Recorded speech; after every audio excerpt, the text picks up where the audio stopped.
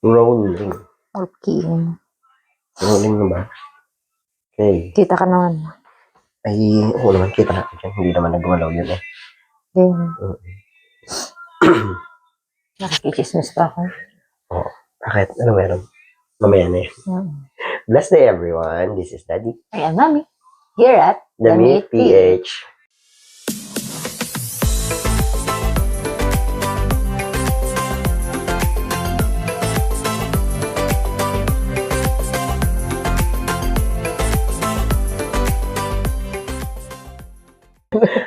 Magiging ano? Ang ating experience episode for today ay Mommy's Pregnancy Journey. So, ayan. Pag-usapan natin yung ano ba? Adventure nga eh. Yes. Adventure nung siya ay nanganak. Yung panganak niya. Yung mga pregnancy journey niya. Yes. Kasi we have 3 kids. So, nanganak siya ay 2020, 2022, 2024. Walang pahinga. Meron. Babaeng walang pahinga. Nung una, syempre, di ba may tinatawag silang nanganganay. So, nung una, yung aming panganay is lalaki. Tapos syempre, di ba pag pandemic pa nung. So, magkahiwalay kami. Hindi, magkasama tayo noon. Pero magkahiwalay pa nung buntis ka, nung bago. Oo, pero nung manganak na ako, saktong magkasama na tayo. Oo, parang lumuwag-luwag na nun ng konti. Kasi noon, kasi kami ay sa lying-in siya nanganak, hindi sa hospital. Kasi noon sa hospital, meron pa mga tawag dito? Yung mga... Ang daming hinihingi na. Oo, yung may mga, tawag dito? Basta may mga dagdag bayad kasi gawa ng mga virus nga. Ayun sa lying-in. Tapos, hinihingan pa ng ultrasound, hinihingan ng swab test. Oo, isa swab pa. Nakatatakot. Swab up? Wala stay. Di ba yung mga nganak at saka yung magbabantay, may swab dapat magsuswab? Di sa lying-in na pinuntahan namin, wala. Pero hinihingan din, pero hindi kaso nga, ang katuwiran kasi nila, ayun na yung bata, tatanggihan ko swab mo pa. Oo. Kaya nga. Nung una, yun nga nanganganay. So, di ba, pag pagbuntis, first trimester, second trimester, and third trimester, hindi siya naglilihi. Di ba yung kalimitan ay may craving meron siguro, no? May craving ka nun. Anong craving mo nun? Wala nga. Wala kasi ako masabi talaga. Nung lumaki na lang si kuya, yung firstborn namin, sa kanya lang nalaman na, dito ko pinaglihi. Ako kasi mahilig ako doon, pero hindi ko siya kino-consider na, doon ko siya, na cravings ko yun nung time na yun. Pero nalaman mo na lang, na mahilig siya sa puto alsa. Doon sa unang baby namin, puto alsa. Tapos, ayaw niya ng water. Hindi, kay Bella ba yun? Sa third. O ayaw mo ng pasta? Yung second yun. First. Kay kuya yun. Ayaw ka ng pasta. Lahat ng pasta ay ayaw niya. Carbonara, spaghetti. Sinusuka ko. Sinusuka niya. May ganun talaga. So, yun na siguro yung paglilihi. May particular na ayaw. Ba't kaya ayaw tanggapin? Ano kaya paliwanag doon? Tanggapin ng katawan. Anong paliwanag dyan? Baka alam nyo. Nyo naman sa amin. I-share nyo sa amin. Yun, yung paglilihi. Ano bang English na paglilihi? Nga. Talagang Oo, define natin yung paglilihi. Ngayon niya lang naisipan na i-search yun. Nakatatlong anak namin. Diba, paglilihi. Kasi yun nga, at saka sinabi niya sa akin, yung parang cravings nga ng buntis is nasa mindset din ng buntis. Oo. Sa akin ha? Sa akin yun? Sa kanya yun ha. Kasi yung iba ay talagang may craving siya, wala masyado. At saka, mindset din siguro. Pag hindi mo iisipin hindi. Meron na sagot si God. Wala pa. Kasi mahirap pag naglilihi. Minsan, paano pag napaglihihan mo yung durian, ay taga Laguna ka. Kaya nga, punta ka pang Davao. Gusto yung durian, ay taga yung Davao mismo. Yung sa Davao mismo. Ayun na naman yun. Diba? Yung paglilihi, mahirap talaga. Pero siya, hindi ako nahirapan dito. Kasi nga, hindi masyado naglilihi. Hindi, bukod sa hindi siya nahirapan sa akin kasi magkahiwalay kami. Oo, magkahiwalay kami. Nung firstborn yun. Pero tanda ko nun, di ba yung nung pandemic, gustong gusto ko ng M&M. Talaga ba? Hindi ko naman Hindi mo matanda. siya, basta yun. Ang alam ko ay yung McDo fries. Oo, pero nun, gustong-gusto ko din yung M&M nun, yung nung pandemic. Si Papa naghanap nun. Kung saan tindahan naghanap. Kasi nga ikaw Magkahiwalay tayo. tsaka work from home ka, nagtatrabaho ka. Siya yung naghahanap talaga. Yung as in, kahit saan tindahan nagpunta para, pandemic nga nun, mahirap, kumbaga, mahirap maghanap. Ayan. At saka ikwento natin yung lahat ba sila ay pinanganak mo na ulan? Tama ba na ulan? Excuse. Ay, may laman ha? Busog. Yung si kuya ay 6:40 p.m. Yung pangalawa namin ay 3:33 p.m. Yung pangatlong anak namin ay 2:25? 2 something. 2:20 Lahat ay parang. hapon, PM lahat. Tapos nga, karamihan nun mga naulan. September, July, and October. So, maulan talaga siya. At saka, most of the time naman, maulan dito sa lugar namin, dito sa Laguna. At, yun, may yung first experience namin sa Kay kuya. dun sa panganak niya, parang nag-labor siya ay 3 a.m. Ako'y nagtatrabaho. Nagtatrabaho. Magkasama na kami noon sa kwarto. Nung gabi pa noon, yung parang, kasi syempre meron kami mga mansaris nung kami magjowa pa lang. Tapos may sineselebrate kami. Tapos 23, parang mansari namin yun. Nagpicture pa kami nung gabi. Parang wala lang. Parang normal lang. Oo, normal. Tapos nung pagdating ng 3 a.m., ayun yung okay, paikot-ikot na sa higaan na papansin ni Daddy. Kasi nga, yun na, sakit. Hindi na siya makatulog. Oo, hindi ako makatulog. Hanggang sa nag-umaga na, gano'n, ganyan. Yung yung paano yung sakit. Tapos patindi ng patindi. Oo, tapos ako nag-CR. Ay, may konti-konting dugo na. Tumawag ako dun sa mama at papa ko na, ganito, ganyan. Tapos ako dun sa OB na, mga anak ka na, punta ka na sa ospital, gano'n, ganyan. Ang daming requirements na kailangan. Pag-ospital, may swab. That's 2020. Oo, may swab, Pandemic. may ganito, ganyan, gano'n. Yung kumbaga sa emergency na rin, mga anak na ako, ang dami ko pang kailangan. So, meron akong classmate na, doon siya nanganak sa Laing Ina yun. Bago pa, doon kami ni-refer. Tapos tinanong ko siya, saan yun? Ganyan. Unong araw na din ba yun natin nag-decide? Kumbaga sa matagal na. Meron na kami kasi nga, na kami, nag-iisa't dalawa na kami kung sa ospital kami pupunta. Kasi nga, ang inisip namin, ang laki kasi, ang gastos. Ang laki ng gastos kasi magpapaswab, yun sarili mong pera. Tapos sa panganganak mo, ang daming extra expenses dun sa ospital kasi nga yung pandemic. Lahat bibilhin mo doon. Oo, lahat bibilhin mo, lahat na mahahawakan mo sa'yo na kumbaga parang room, bed yung or ganun. room. Kasi bawal lang sama-sama yung ganun. Yung parang naging option na namin siya na yung doon na sa Lying In. Tapos matagal, mga a week before na mga nakako, tinanong ko na yung classmate ko about doon. Tapos hanggang sa noon ngang day na yon, yung 3 a.m. lang nga. Oo, yun. Tapos nagtrabaho pa ako. Oo, 8 a.m. uwi ako dun sa amin. Oo, at tapos ako nagtrabaho pa. Oo, nagtatrabaho pa siya. Tapos ako yun na, doon sa amin. Nag-undertime ata ako nun o hindi? Nag-undertime ka na.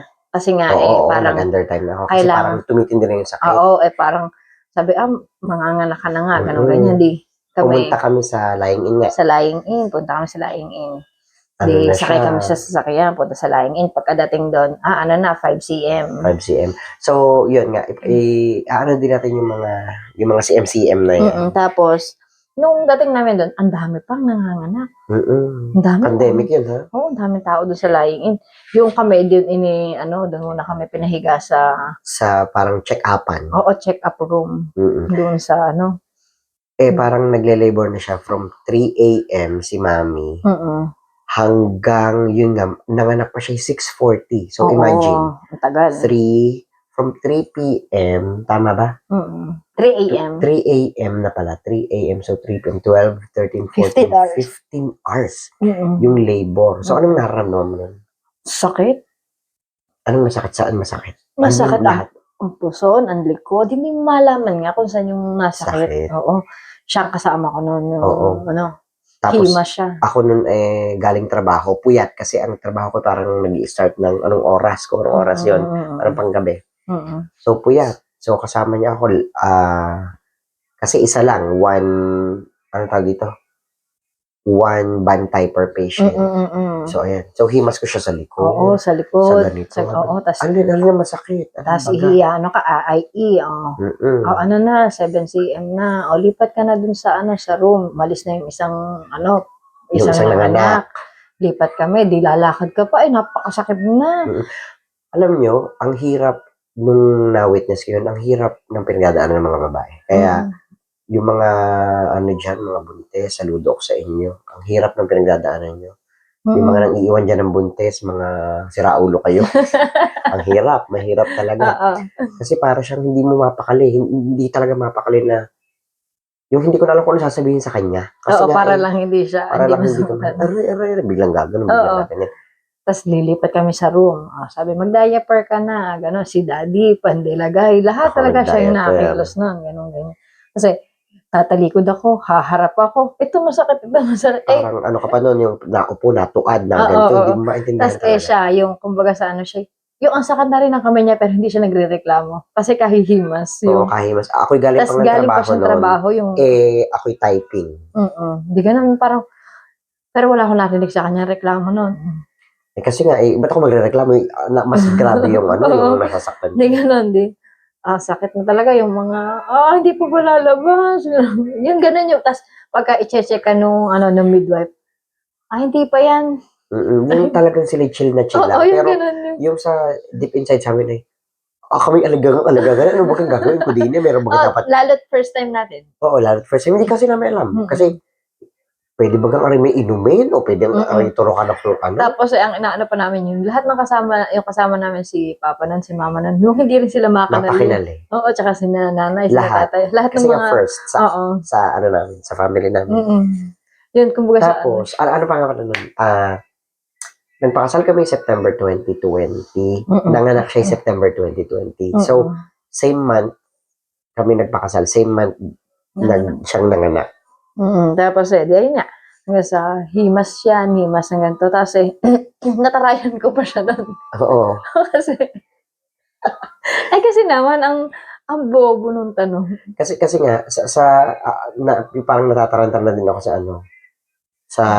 hindi ko na kasi alam kung anong gagawin magagawa ko lang maghimas, ano ba kaya kong gawin? Hindi ko naman siya kayang paanakin. Na ang tinanong ko sa kanya ay, anong tinanong ko sa'yo? Manganganak ka na ba? Manganganak ka na ba? Ano sa sagot mo nun? Hindi ko alam. Gumana siya, hindi ko alam. Yung ganun. Kasi, kumbaga sa nakakainip in 15 hours. Tsaka, di ba may mga nagkukwento na mabilis pa yun? Merong 2 days nagle-labor. May ganun pala. Tas ayun na. Tas nung ko, sabi ko, pumutok na po yung panabigan ko. Paano ba nalaman pag pumutok yung panabigan? Parang umihi na. Para ka nang umihi, di gano'n. Sabi, pumutok na po yung panabigan ko. Sabi, sige, punta ka dito sa delivery room.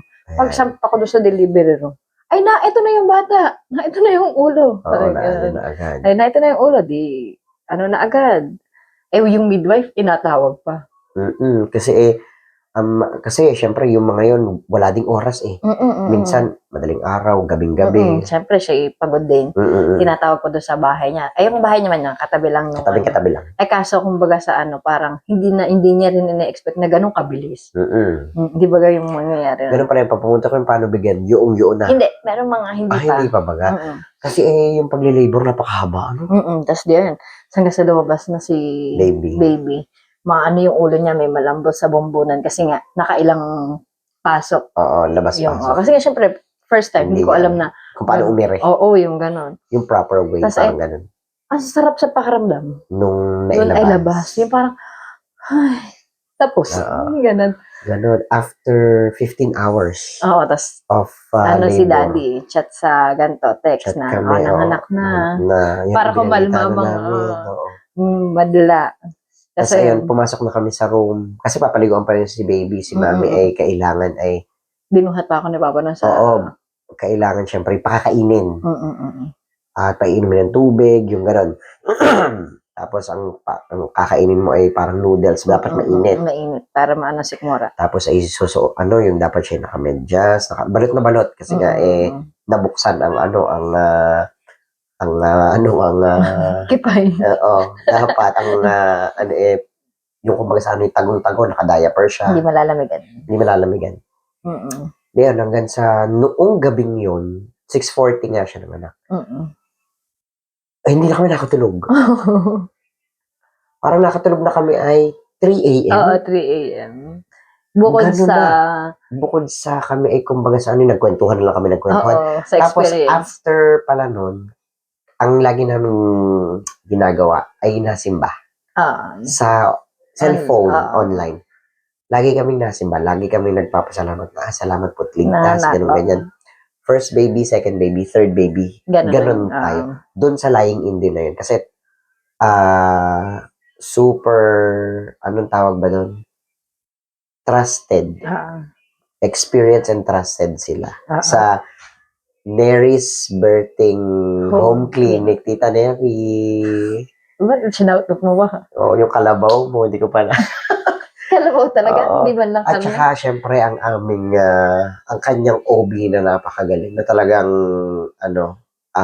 siya yung pinaka-swak sa kanya. Kanya-kanya ding swak.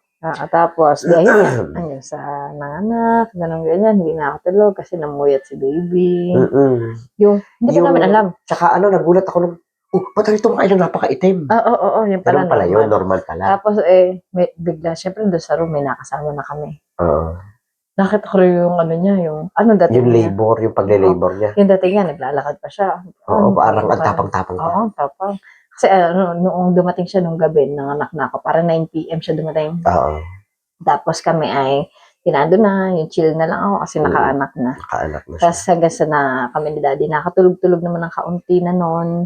Tapos hanggang sa, nakikita namin, siya ay nag-iiyak na. Nagle-labor na. Ay, gano'n. Ay, kumbaga sa the feeling is mutual. Oo, tapos hanggang sa umalis kami, nagle-labor pa rin siya. Kaya nga, walang tagal.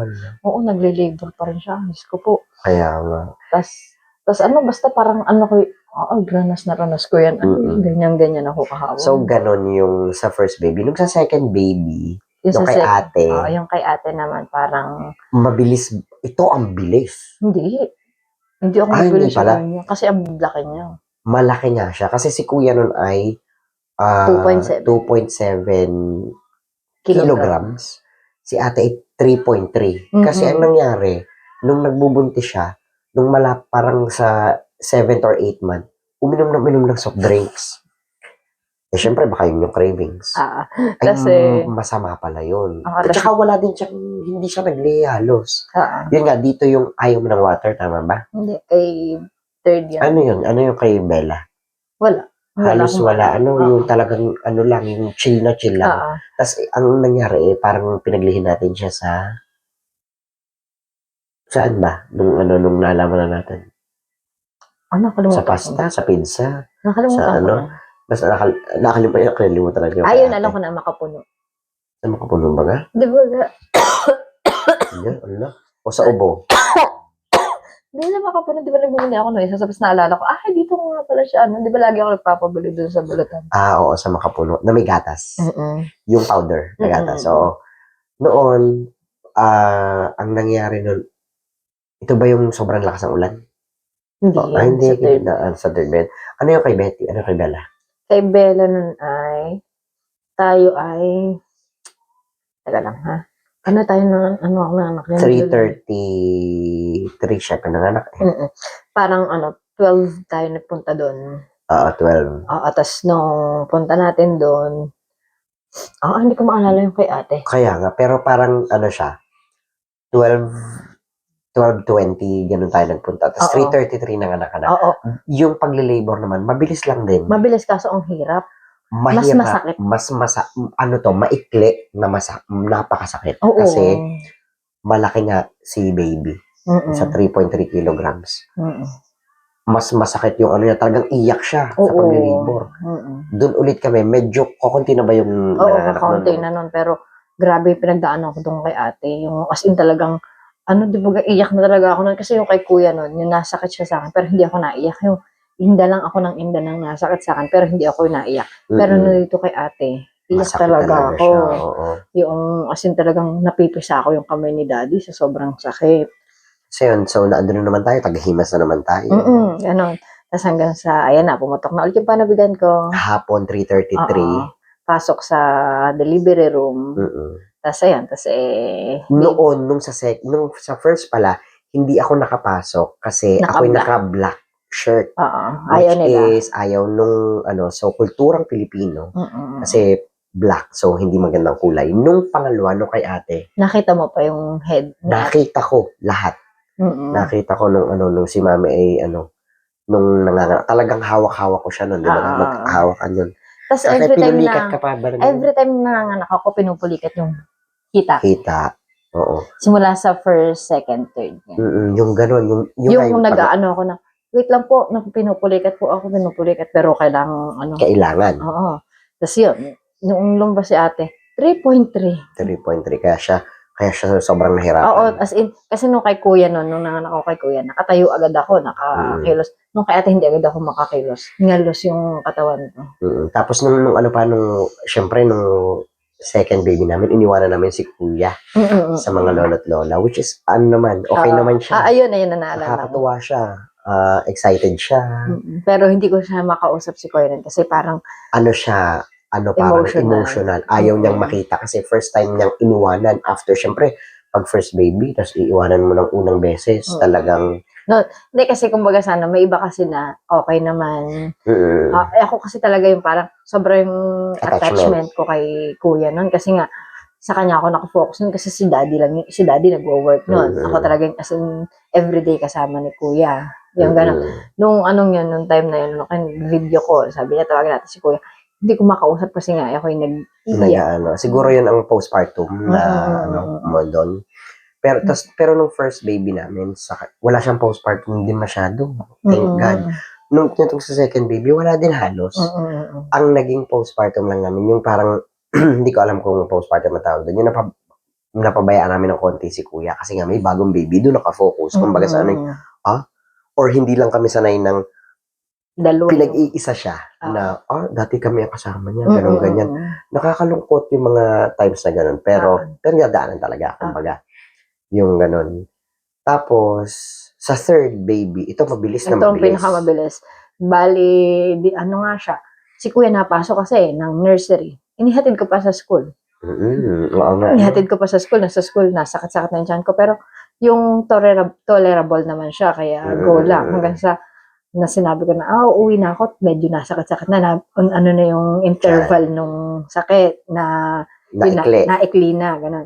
Uwi ako, tapos pagkadating sa bahay, si ate inuubo, may sakit. May sakit. Diba, may sakit si ate nun, tapos parang inalagaan ko pa si ate, ako pa yung nag-aano, pero may nasakit na sa akin.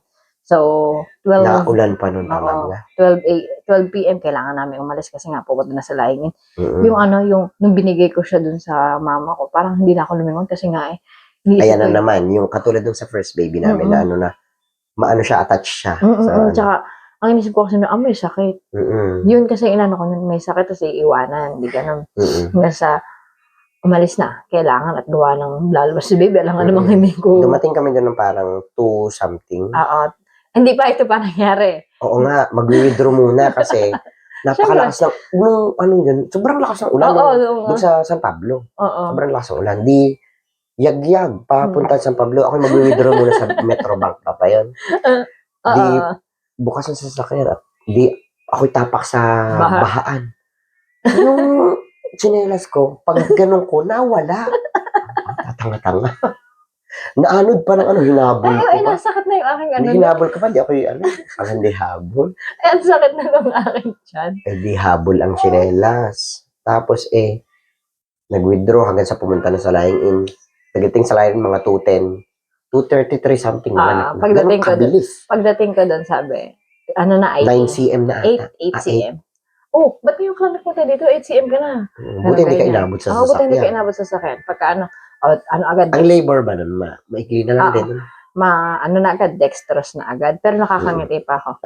Dextrose, pasok sa delivery room, tinurukan ng pampahilab, anak. Ganun kabilis na.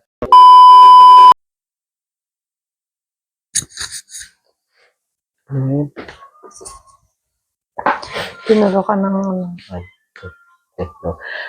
okay. Dun sa tatlo na na ano, tinuturo ka ba lahat ng pangpahilab talaga? Oo, kasi para kumbaga sa ano, mabilis lumabas si baby. Kasi Mm. kung hindi ako tuturukan ng pampahilab, Hindi hindi agad lalabas? matatagalan. Yung Ganun ba yun? matatagalan kasi nga, kasi pagka naramdaman mo na bigat, yung ngayon nasakit na, na ano si baby, dapat agad para labas agad. Okay. Oo. Tapos ay meron dong ano yung, ano man tawag doon? Nililitasan? Ano tawag doon? Oo. Litas? Litas. Tapos tatahiin yan, parang gugupitan ng kaunti.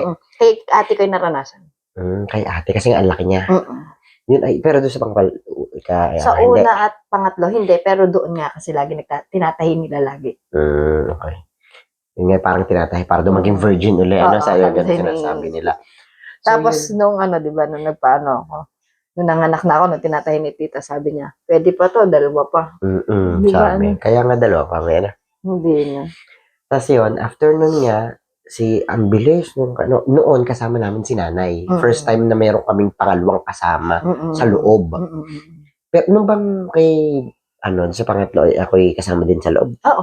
Hindi, nasa labas ka. Nasa labas ako. Kasi kami ni nanay ang nasa labas. Kasi ninenervous si nanay. Parang mas kailangan ko siyang himasin. Ayun. Tapos after nun nga, ang bilis. Ang pagkapangyari nun. Tapos kami sumimba ulit. Tapos nung nun, sabi tapos siya, chat siya na, nanganak na si Uri. Ang bilis. Ang bilis, sabi niya, parang umutot lang. Pero ang bilis nun. Ang bilis talaga ng pagkakapangyari nun. Ang saya. Tapos after nun, ito noon, nung sa third baby kasi namin, na-experience ni ate. Si ate ay akala na nilagnat ng 40 degrees. Nung gabi. Pinaliguan ni mama ng malamig talaga. Oo, malamig kasi nga. Kasi may experience nga kami kay ate dati nung baby siya na 2 months or 3 months na nag-convulsion siya. Kaya, nakatulala lang siya. Yung, nun, ko lang sa kanya, hawak ko sa malamig na tubig. Tsaka although may kasama na siyang kuya, talagang hindi siya, na kami wala sa tabi. Kasi so yun yung isang experience namin na natakot kami. Sinabi niya lang ni mama, nung kami nakauwi na parang hindi kami mag-alala. Akala namin akala niya pala ay madadala sa ospital kasi nga ay ganun ang nangyari. Ang magiging option namin nun kasi si daddy ang kasama, tapos pupunta na makakasama ko dun sa lying in kasi hindi pwedeng talagang hirap. Kaya ganun. Yun yung mga experiences ni mami nung kanyang pregnancy na journey na ang sarap balikan na iba-iba talaga ang pagbubuntis. May madali, may mahirap.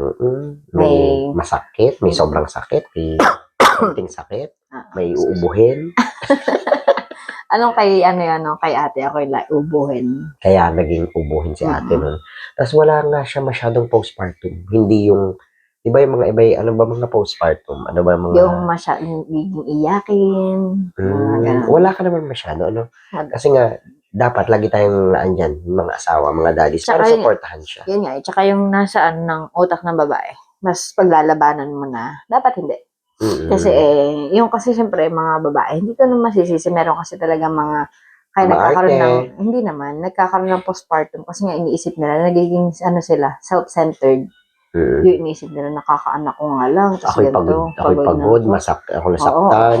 Oo, ganun. Kumbaga sa mas inaano ko na intindihin yung mga babies. Oo, mas focus doon.